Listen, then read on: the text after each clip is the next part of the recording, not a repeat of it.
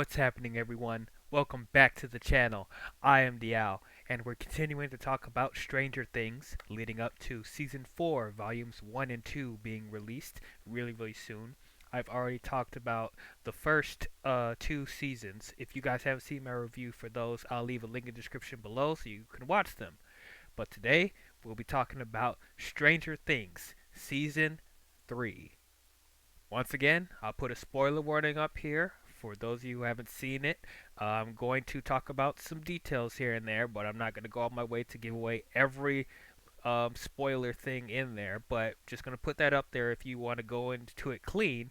For the very few of you that haven't seen Stranger Things already, I don't know what's going on. Why haven't you seen Stranger Things? It's been out for years. Go watch it on Netflix and then come back and watch this. If you don't want to know anything, you have been warned. So, Stranger Things season one, I really enjoyed. And then Stranger Things season two, I absolutely loved. It was my favorite season up until this point. They just kept upping the ante for me when it comes to the show. I'm really impressed with this show, man. It is definitely one of the best things that Netflix has put out. And so after season two, I was really excited to see what's gonna happen with season three. It left off on a very beautiful note, but of course opened for more because the Upside Down is still out there. And also, I was really looking forward to seeing how the kids will progress as characters now that they're older. Around the time that season three was released, I think the actors were like around their mid to late teens or something like that. So that'd be really interesting to see because we know we started off with these characters when they were little kids, and just seeing them get older and get more mature and deal with more complex stuff in their life, it's always interesting to see. It reminds me of stuff from Harry Potter and stuff like that, growing up with the actors since they were little kids and seeing them in adulthood. It's the same thing with that. So that's another thing I was really looking forward to. And so when it came to the marketing, I was really surprised that Netflix pushed this season really hard because we know how Netflix is with their marketing strategy, which is non-existent with most of their stuff. But like season three, I remember there was quite a bit of trailers and spots that I see everywhere, especially online and stuff like that.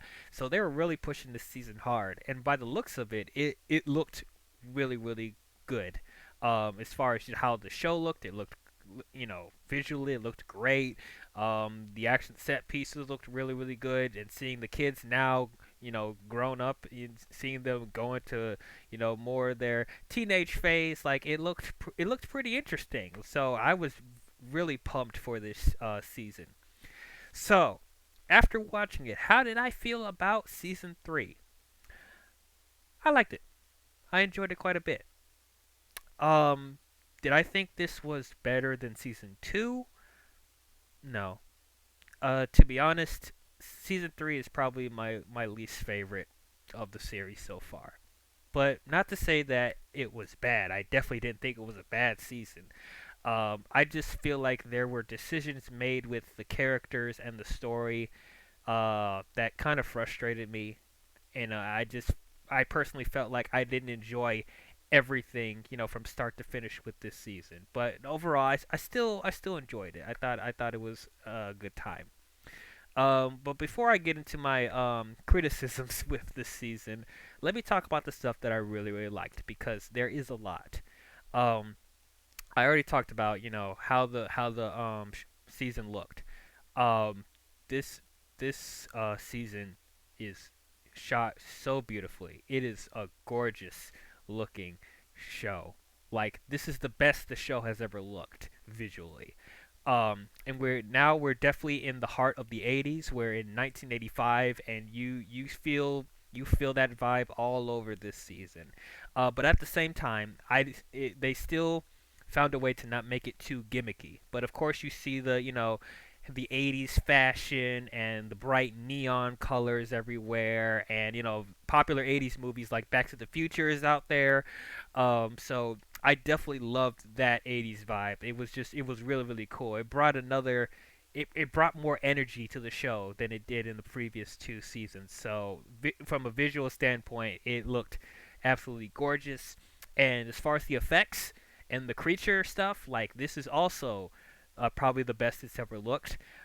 The creature designs looked really, really good. The CGI actually looked really, really good for a Netflix show. Like they really upped their ante when it came to the effects.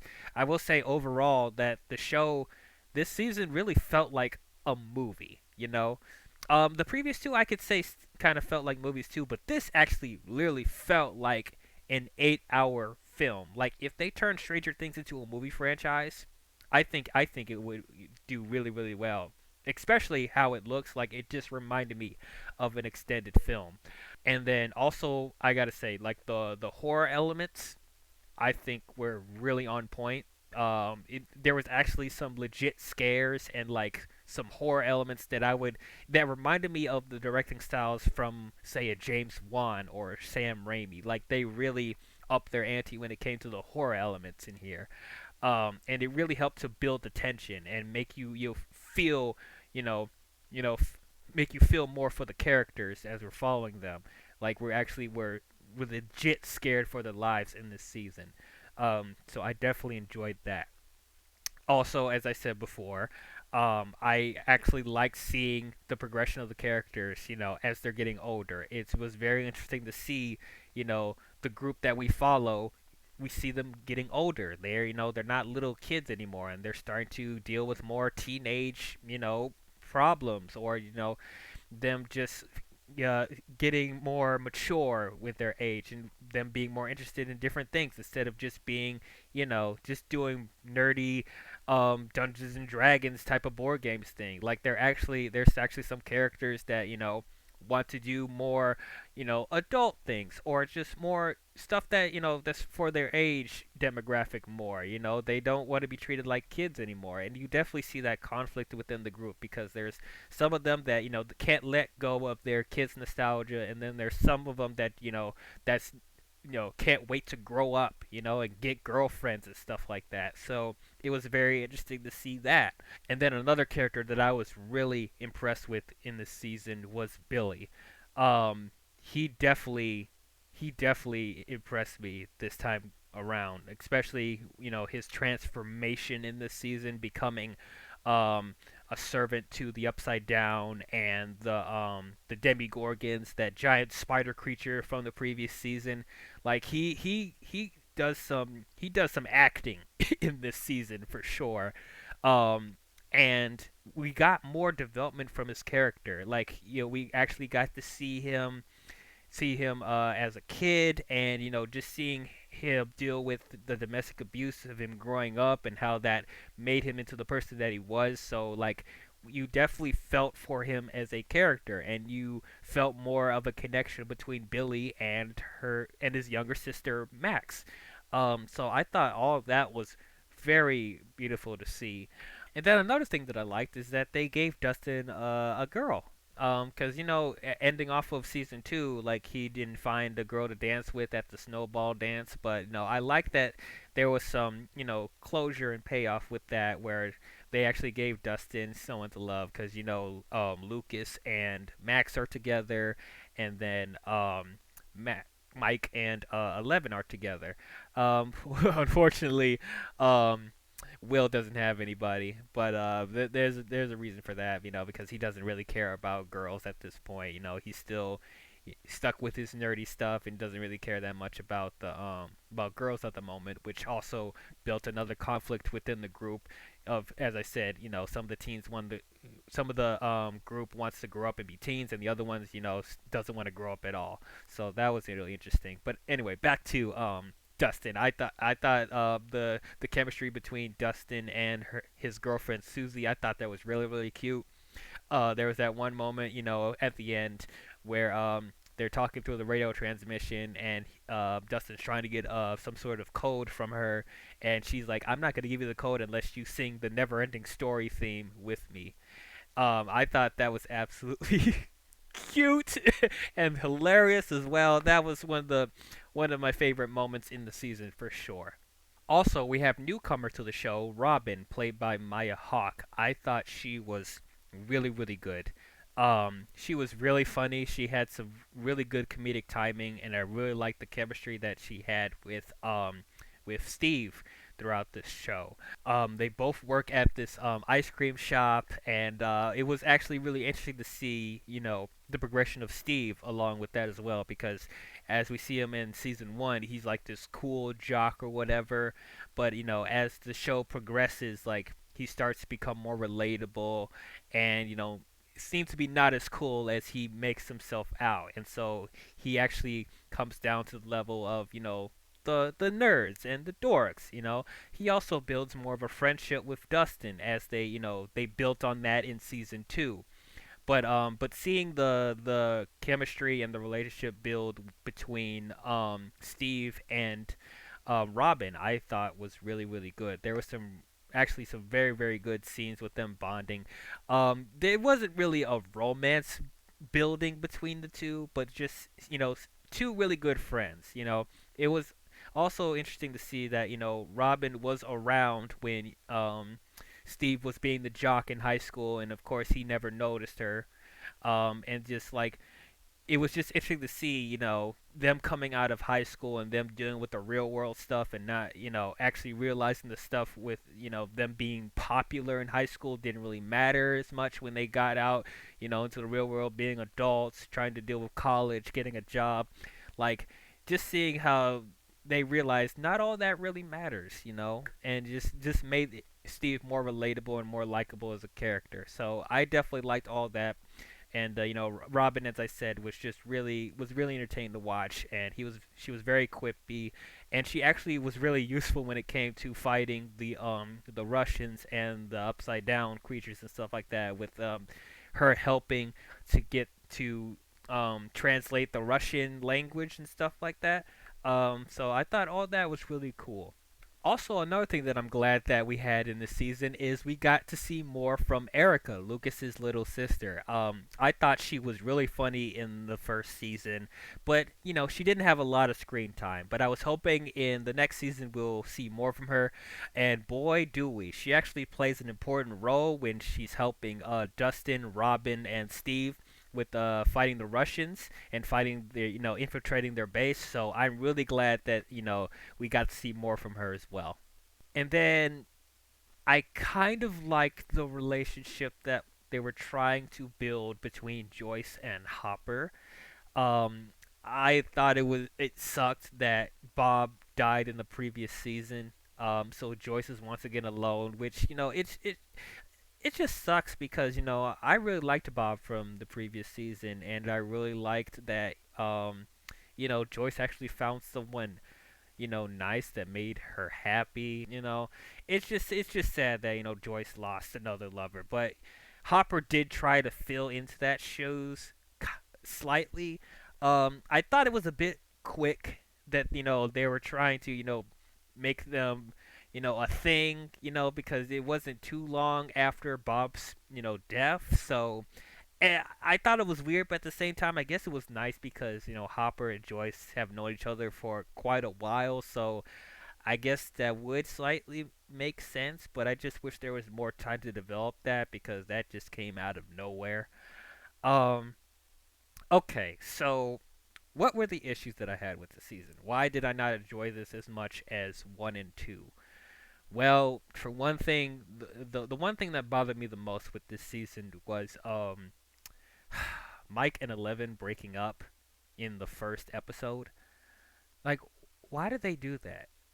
And it's like the first two seasons they did so well building up the relationship between Mike and Eleven, and it's like they've been separated for so long, and it's like we see how it emotionally took a toll on both Mike and Eleven. They cared about each other so much, and we finally get to see them together, but in the first episode, like I'll admit I didn't really like Hopper that much in this season. I thought as I said, there were decisions made with his character that really made him, look like a jerk and really mean spirited. And I just didn't feel like it was consistent with the previous season because like he's just so like angry in this season. I mean, I know in the previous seasons he was this rugged cop and he did give like no fucks type of attitude, but like it wasn't like too much. You still felt like he had a heart of gold and he cared about everyone. But just like in this season, I just felt like he was just straight up angry and being an asshole for no reason. And then there's this whole thing of like, he's getting really irritated with Eleven being around Mike so much, and them like kissing in their room, but it never led to sex. Let's keep that in mind. Them kissing never led to sex. You don't see Mike trying to, sleep with her. You don't see Eleven trying to sleep with him. It just started off kissing, but like Hopper gets irritated from that for some reason. And then it gets to the point where it's like, 11 and Mike are so obsessed with each other that they completely ignore the rest of the group. Like, that's another thing I don't believe would happen. Even though like they really care about each other, I don't feel like they would like put their relationship over their friends. They would still make time for them. Because that's what was established in the previous seasons. Like whatever happens with their lives, they always they always put each other first, right? So it's just like, even when Dustin is trying to introduce everyone to his girlfriend through the radio transmissions. Like, even they went off to go back home and make out some more. Like, that's not something they would do. So I guess that kind of would understand why Hopper would be irritated by that. But just like, Hopper knew how much Mike meant to how much Mike meant to Eleven. So it's just like, I wouldn't think he would go out of his way to, first of all, like, put in fear tactics on Mike to be like, I don't want you to talk to 11 ever again, and then maybe I will consider keep letting you continue to date her and stuff like that. Like, and there's this whole thing of like, he's not allowed to talk to her, and it's just like, I just hated that. I don't like when shows or movies do that. It's like, when they make you so invested in a relationship in the first couple of installments, and then they decide, what, we're just gonna break them up because we need to show that breakups happen in real life out of nowhere. Like, it makes it more relatable. Like, no, it doesn't. It just makes it more irritating, and like, the other reason why I don't like it is because we know they're gonna end up back together again. So we have to once again see them rekindle their relationship throughout the season. So it's just like, why are we retreading stuff again? And then having Max. I mean, okay, I'll admit, I like the whole shopping spree girlfriend stuff between Max and Eleven. I thought that was cute. That was nice. But it also didn't help that Max was like pushing her to break up with Mike over this. And it's just really weird that Mike didn't feel comfortable with telling Eleven what happened with Hopper. Like, I feel like he would be open enough to tell that, that, hey, your dad's trying to split us up. Like, this could have been avoided in so many ways, but it's whatever with that. And then let me go back to the Dustin thing with the radio transmission of, him trying to talk to Susie, which obviously we know that radio transmission thing becomes important when they try to fight the Russians and the Demigorgons or whatever. But like, you having this long distance relationship with the girl, and the only way to contact her is through the radio thing that Dustin created. Can't you just call her on the phone like a regular person? Like, why do you need this radio thing to call your girlfriend? You didn't ask for her number. She didn't give you her number. Like, that was kind of confusing. I felt like that was kind of some sort of plot convenience. And then another thing, the whole thing with the Russians. Um, I didn't really care about the Russian subplot throughout all the seasons, even going back to season one. I know this is seeds that they were planting throughout the series, but that was probably the thing I cared about the least when it came to the threats or the antagonists throughout the entire show. Like, Russians, like, why are we making this like a political type of show? Like, to me, the Russian subplot feels kind of, I wouldn't say out of place, because as I said, they were planting seeds throughout the show to make it make sense. But it's just odd that they put, Russians and Soviets in the same show as we're fighting supernatural threats and monsters, right? So it's just I just personally thought that was odd. So like when they were dealing with the Russian soldiers and they're conveniently made a base in America and no one knew about it throughout this whole time. Like they were actually able to create a ray that is able to beam through another dimension. Like they were able to transport that huge like device to the US, and like the military, the authorities, like nobody knew about it. I just thought that was very convenient. And on top of that, they made this facility at like one of the most public places in the state, which is it's literally not too far away from the mall in this show. So it's like I just didn't.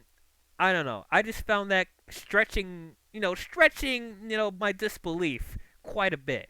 Another thing that I felt was kind of lackluster in the show was the subplot with Nancy and Jonathan working at this newspaper firm. Um, I, I mean, not to say that it wasn't important to the main story, but like that was the subplot that I tend to forget the most out of everything else going on in the show.